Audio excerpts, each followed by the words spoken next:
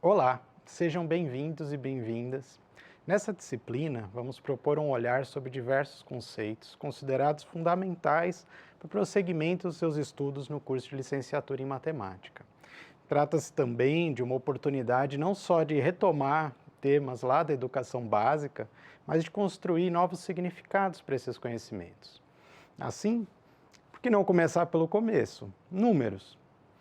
Usamos números diariamente em contextos bastante variados. Eles podem representar uma quantidade, por exemplo, 4 garrafas de água. Podem representar também uma medida, por exemplo, 1,5 litro de água. Ou ainda podem expressar um código, como o código de barras. Mas afinal, o que é número?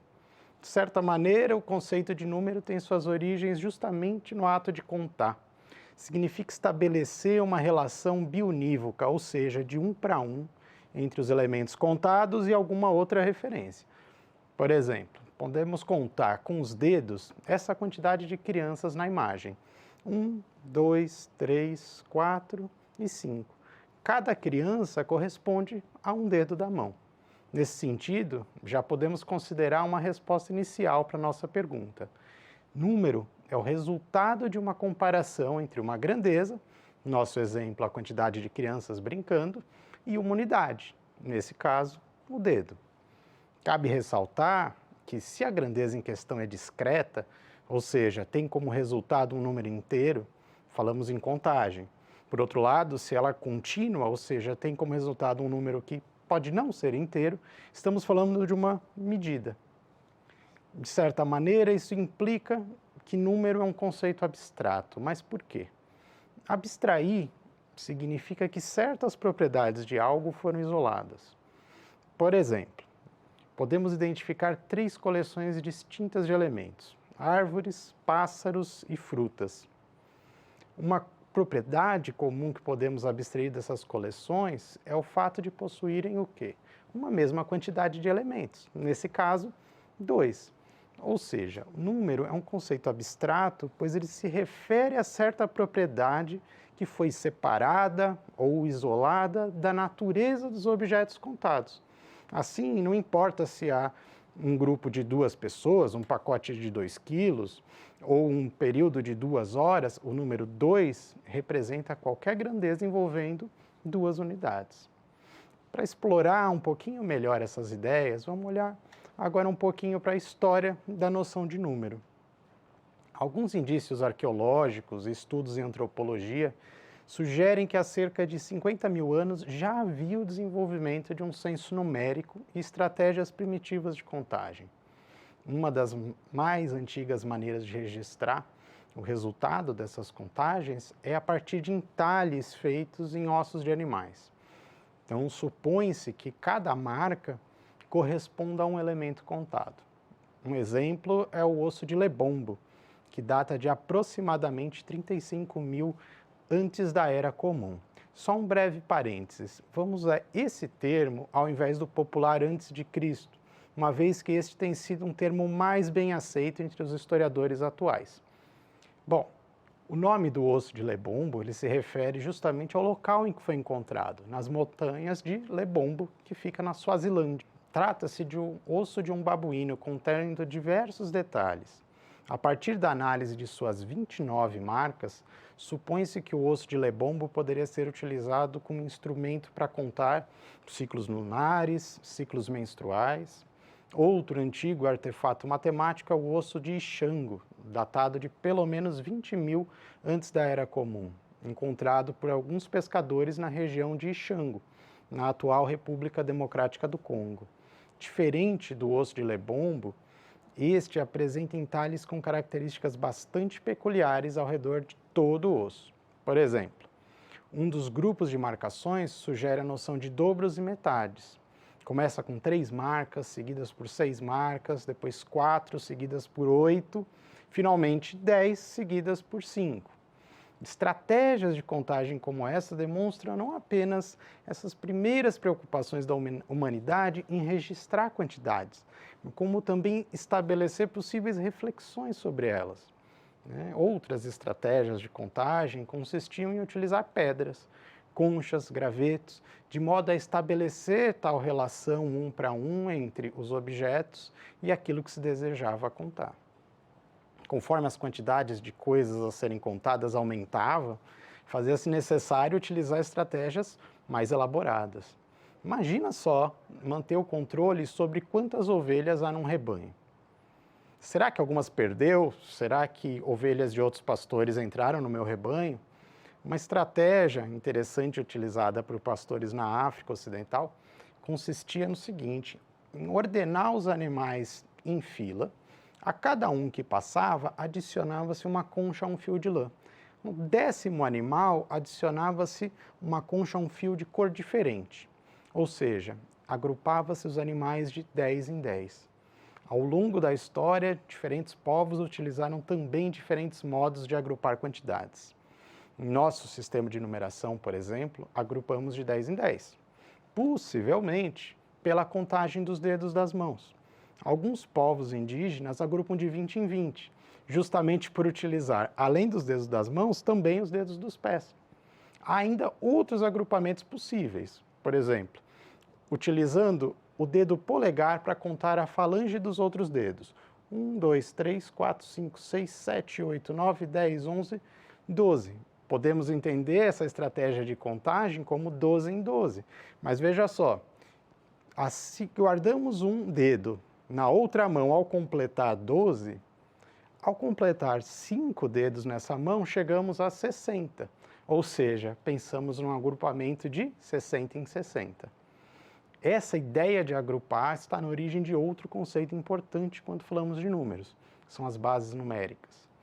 No casos anteriores, falamos de base 10, base 12, base 60 e trataremos aí mais em detalhes sobre esse tema na videoaula Bases Numéricas, que é dessa mesma semana.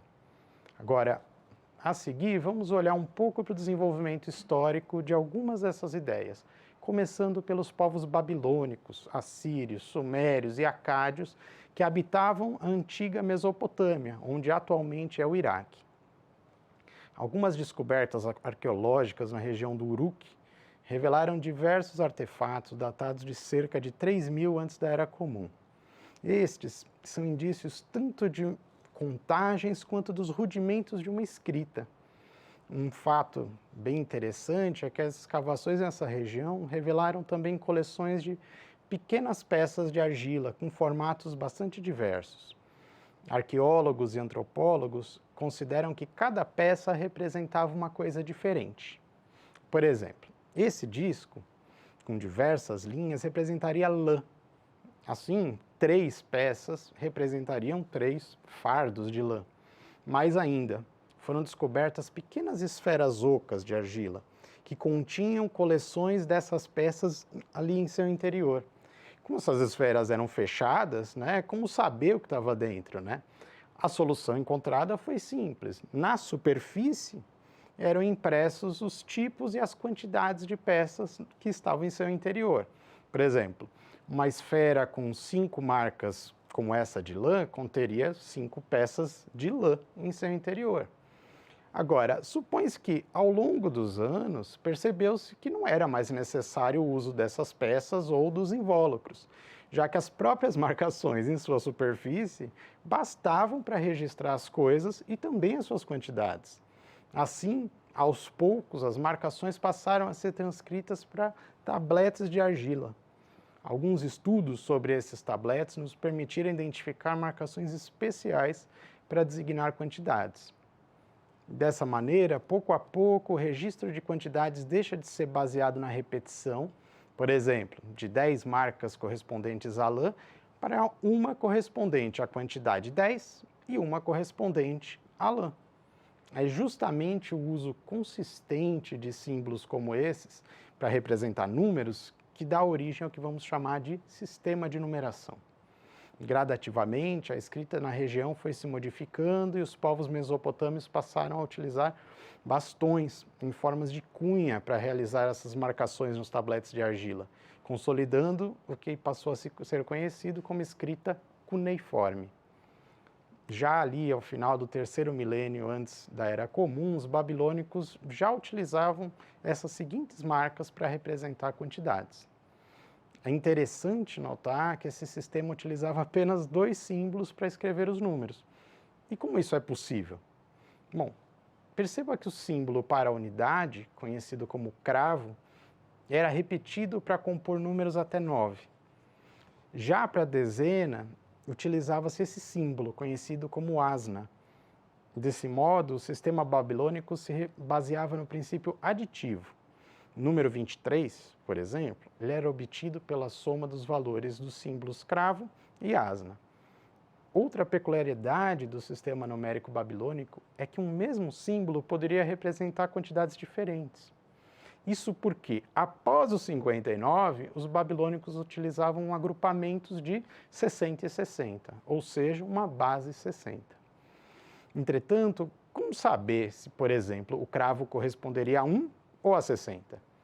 Isso só é possível porque, após os 60, o sistema numérico babilônico assumia também um caráter posicional, ou seja, o valor de cada símbolo não é absoluto, mas é dado pela posição que esse ocupa na escrita do número.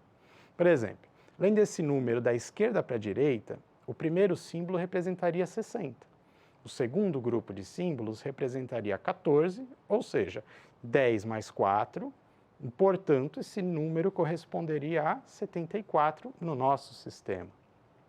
Para facilitar a escrita dos números, os babilônicos agruparam alguns símbolos, criaram uma certa separação entre outros. Porém, isso não impedia confusões. Por exemplo, considere esse seguinte número. Dependendo da maneira como os símbolos eram gravados em argila, a separação poderia não ficar tão nítida. Assim, podemos interpretar esse número como 2, ou também como 1 vezes 60 mais 1, ou seja, 61. Via de regra, era o próprio contexto de uso que indicava o valor correto daquele número. Vamos olhar rapidamente para outro sistema de numeração antigo. No Egito, por volta de 3000 antes da Era Comum, utilizava-se o seguinte sistema de numeração. Notem que o sistema de numeração egípcio possui agrupamentos de 10 em 10, ou seja, utilizava uma base decimal. Os números de 1 até 9 eram representados por bastões. 10 era representado por uma alça, alguns estudos interpretam esse símbolo como uma ferradura ou mesmo a marca de um calcanhar no solo. 100 era representado por uma espiral ou talvez um rolo de papiro, 1000 por uma flor de lótus, 10.000 por um dedo, 100.000 por um sapo e 1.000.000 por uma pessoa com as mãos para cima, talvez pela perplexidade em relação a essa quantidade, né, tão grande. Diferente do sistema babilônico, o egípcio era puramente aditivo. Por exemplo, o número 1235 seria representado pelos seguintes símbolos. Ao longo da história, variados povos e culturas construíram diferentes sistemas de numeração, cada qual sempre buscando maneiras de organizar matematicamente a sua realidade. Mas agora, vamos considerar o sistema de numeração que nós utilizamos atualmente, o sistema indo-arábico. Ele recebe esse nome pois foi inicialmente desenvolvido pelos povos que habitavam a região do rio Hindu, onde atualmente se encontram a Índia e o Paquistão. Posteriormente, foi aprimorado pelos povos árabes. Os registros desse sistema remontam a cerca de 200 antes da Era Comum, sendo sistematizada pelo matemático persa Al-Khwarizm, no ano de 825 da Era Comum. Com a expansão do Império Árabe pelo norte da África e pela Península Ibérica, o sistema passou a ser difundido pela Europa. Ao longo dos séculos, a escrita dos números foi se alterando. De certo modo, a representação dos números, como conhecemos hoje, se deve também ao desenvolvimento da imprensa e dos tipos móveis, em 1439, por Johannes Gutenberg. O sistema indo-arábico é posicional e de base 10. Utilizamos os símbolos 0, 1, 2, 3 até o 9 para representar qualquer número. O uso de um símbolo para o 0 não foi imediato, mas proporcionou ao sistema não só vantagens quanto às escritas numéricas, mas na realização de operações aritméticas. Bom, chegamos ao fim dessa aula. Como vimos, o conceito de número, como conhecemos hoje, é fruto de um empreendimento humano que remonta a nossa própria história.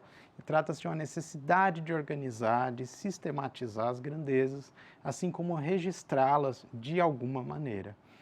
Até a próxima!